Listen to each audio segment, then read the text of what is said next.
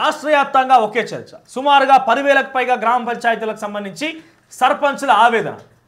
ఏందా ఆవేదన అంటే, ఇప్పటికే వాళ్ళ నియామకం జరిగి 2019లో సంక్రాంతి సందర్భంలో చాలా వేడి రాజకీయంగా ఒక హవా జరిగింది గ్రామ పంచాయతీ స్థాయిలో గ్రామ సర్పంచుల ఎన్నికల కోసం. సో ప్రస్తుతం ఏంటంటే ఒక వాట్సాప్ మెసేజ్ వైరల్ అవుతున్నది, చక్కర కొడుతున్నది, ఏదో నోటిఫికేషన్ వస్తుంది, 20 తారీఖున ఎన్నికలు, మొదటి విడత, రెండో విడత, మూడో విడత, అంత గతంలో జరిగిన ఎన్నికలకు సంబంధించిన వార్తనే ఇప్పుడు చక్కర కొడుతుంది. ఎటువంటి నోటిఫికేషన్ జారీ చేయలేదు. ఇప్పుడు డిసెంబర్ 31 దాకా రాష్ట్ర ఎన్నికల అధికారులు ఏం చేసిర్రు, ఒక రకంగా అంచనా వేసి ఎక్కడ ఎట్లా ఉన్నది, ఏ రకంగా వెసులుబాటు కల్పించాల్సి ఉంది, ఏ రకంగా మనం చేస్తే బాగుంటుంది, ఎన్నికలకు సంబంధించి గ్రామ పంచాయతీ ఎన్నికలు ఎట్లా పెట్టాలి దాన్ని అన్వేషించండి, పరీక్షించండి అని చెప్పి ఆదేశాలు జారీ చేసింది క్షేత్రస్థాయిలో ఆర్డీఓలకి, ఎంఆర్ఓలకి. అయితే ప్రస్తుతం అది కొనసాగుతుంది. అయితే సర్పంచుల దృష్ట్యా కొంతమంది నేరుగా మాకు కూడా సంప్రదించి ఫోన్ చేయడం కావచ్చు, లేకుండా మాకు సంబంధించిన కొన్ని వ్యక్తులను అడిగినప్పుడు వాళ్ళు అనేది ఏంటంటే 2019 మనం చూస్తే కనుక డిసెంబర్ నుంచి కొంత ఈ యొక్క మహమ్మారి వేవ్ స్టార్ట్ అయింది. సో ఈ యొక్క వ్యాధి, ఈ యొక్క మహమ్మారి వల్ల 2 సంవత్సరాలు వెనక్కి పెట్టబడింది. మొత్తం ప్రపంచం మొత్తం 2 సంవత్సరాలు వెనక్కి నెట్టేయబడ్డది. ఎటువంటి కార్యకలాపాలు జరగకుండా చాలా వరకు ఇబ్బందులు. అట్లా చూస్తే 2019 నుంచి 2021 చివరి వరకు, 2022 మొదటి నెల 2 నెలల వరకు కూడా, మార్చి వరకు కూడా ఎటువంటి పనులు చేయలేకపోయారు, ఎటువంటి నిధులు రాలేదు. రాష్ట్ర ప్రభుత్వం దగ్గర నిధులు లేవు ఒక ఎత్తు, తర్వాత గ్రామీణ స్థాయిలో ఎటువంటి చేపట్టే అవకాశాలు లేవు. ఆ తర్వాత జరిగింది ఏంటంటే కేవలం శ్మశాన వాటికలు, తర్వాత ఈ విలేజ్ పార్కులు, విలేజ్ గ్రౌండ్లు జరిగినాయి. సో వీటి మీద కూడా రాష్ట్ర ప్రభుత్వం ప్రత్యేక దృష్టి సారించాలి. ఏంటంటే ప్రతి గ్రామ పంచాయతీలో 10,000కు పై చిలుకున్నటువంటి ప్రతి గ్రామ పంచాయతీ తండాల్లో కూడా తెలంగాణ రాష్ట్ర పార్కులు అని చెప్పి, విలేజ్ పార్కులు అని చెప్పి ఒకటి ఏర్పాటు చేసారు. ఆ విలేజ్ పార్క్ పోయి చూస్తే అది పార్క్ అనే పేరుకున్నది, ఒక బోర్డు ఉన్నది, చుట్టూ ఫెన్సింగ్ ఉన్నది తప్ప ఒక్క చెట్టు అక్కడ నాటుకున్నది లేదు. చెట్లు అనేక చెట్లు పెట్టారు, వేల సంఖ్యలో చెట్లు పెట్టారు.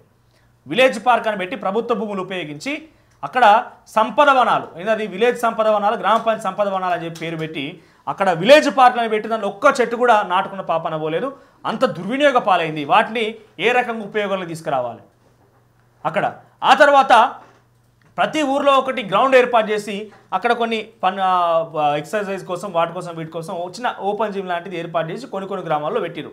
మెజారిటీ గ్రామాల్లో గ్రౌండ్ అవుతున్నది పిల్లల కోసం, కానీ ఓపెన్ జిమ్ లాంటి కొన్ని ఏర్పాటు చేసిన కొన్ని గ్రామ పంచాయతీ ఏర్పాటైనాయి. అవి ఎక్కడ, ఊరు చివరన ఎక్కడనో మూలకు తీసుకుపోయి ఒక 2-3 కిలోమీటర్లు. అప్పుడు ఏంటంటే కేవలం డబ్బులు రావాలి, పేమెంట్ జరగాలి. ఇవన్నీ చేసింది ఎవరైనా అంటే గ్రామ పంచాయతీ పరిధిలో సర్పంచులకే. వాళ్ళే నేరుగా శ్మశాన వాటిక కట్టించడాలు, వాళ్ళ నేరుగా ఈ సంపద వనాలు, వాళ్ళ నేరుగా ఈ నర్సరీలు, వాళ్ళ నేరుగా గ్రౌండ్స్ కట్టడాలు, ఇవి కూడా ఉపయోగపడలేదు. బిల్స్ కూడా రాలేదు. వాటిని మెయింటెనెన్స్ కోసం కూడా సర్పంచులు నిధులు విడుదల చేయలేదు గత ప్రభుత్వం.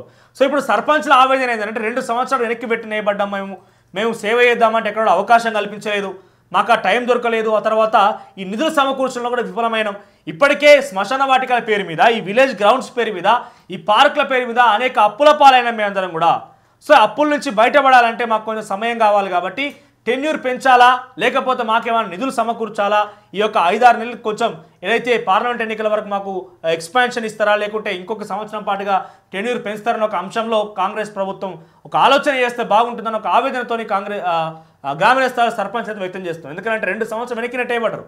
చాలా వరకు కూడా అప్పుల పాలేరు. శ్మశాన వాటికలు కడితే ఇళ్ళకి పోతే ఏమైనా డబుల్ బెడ్రూమ్ ఇల్లు లేదు, ఊర్లలోకి పోతే నిజంగా ఇల్లు కావాల్సిన ఇల్లు లేదు, కానీ ఊరతల శ్మశాన వాటిక కట్టించి గత ప్రభుత్వం కట్టించింది.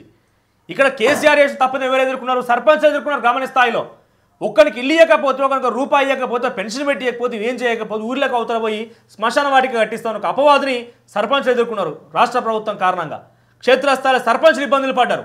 ఆసిఫాబాద్లో ఆసిఫాబాద్ జిల్లాకు సంబంధించినటువంటి మూకుమ్మడిగా గతంలో మనం గమనిస్తే 14-15 మంది సర్పంచులు రాజీనామాల పత్రాన్ని పంపించారు. ఎందుకు?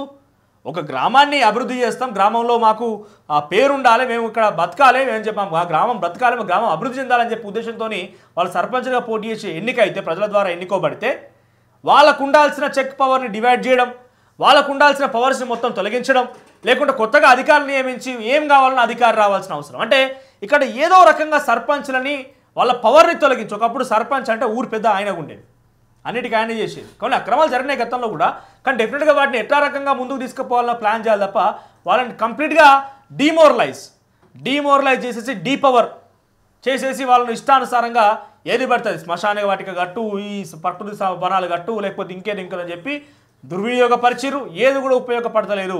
సో వాళ్ళ సేవలు కరెక్ట్గా వినియోగించుకోలేకపోయినా ఈ కొత్త ప్రభుత్వంలో మాకు పనిచేసుకునే అవకాశం దొరకాలని చెప్పి సర్పంచులు ఎవరైతే ఈ ప్రజెంట్ టెన్యూర్ ముగుస్తుందో ఆ సర్పంచులు ఆవేదన వ్యక్తం చేస్తారు. ఒకసారి సర్పంచుల గురించి కూడా ఏ నిర్ణయం తీసుకుంటుందో బాగుంటుందని చెప్పి ఒకసారి సంబంధిత శాఖకు సంబంధించి సీతక్క, పంచాయతీరాజ్ శాఖ మంత్రిగా ఉన్నటువంటి సీతక్క కావచ్చు, ఆ తర్వాత ముఖ్యమంత్రి రేవంత్ రెడ్డి కావచ్చు, దీని ఒక సమీక్ష నిర్వహించాలి. ఎందుకంటే 2 సంవత్సరాలు అలాగే సేవ చేసుకునే అవకాశం దొరకలే.